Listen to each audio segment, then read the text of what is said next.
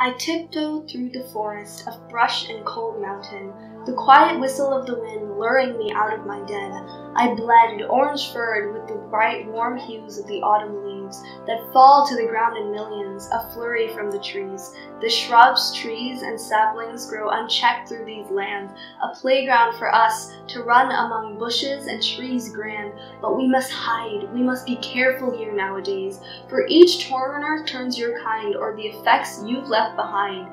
The lichen and moss that carpets this forest ground is trampled by the young animals who snip by without a sound. The blur of orange, yellows, browns, and reds, split by the dark branches of the trees above head, they tower spindle-like and skeletal, a sight to behold, overrun with careful trees of colors unknown. And the seasons will change, bringing new leaves of bright Burdian shades, for the forest is ever-changing, a painting of vivid colors and tints that fade.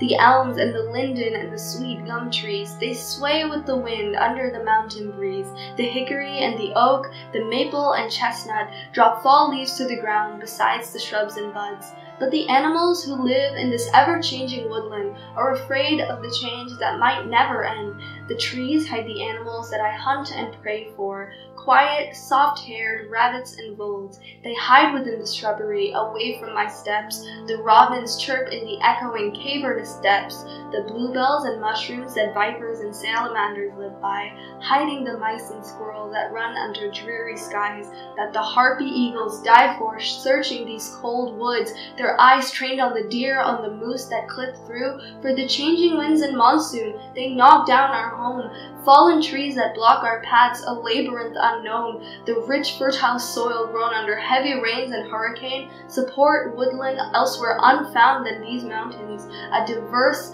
timbered, bark-ridden land, subject to endless destruction, felled and unable to stand. Just for your buildings, just for your concrete, I must wait in the bare shadows of skeletal trees.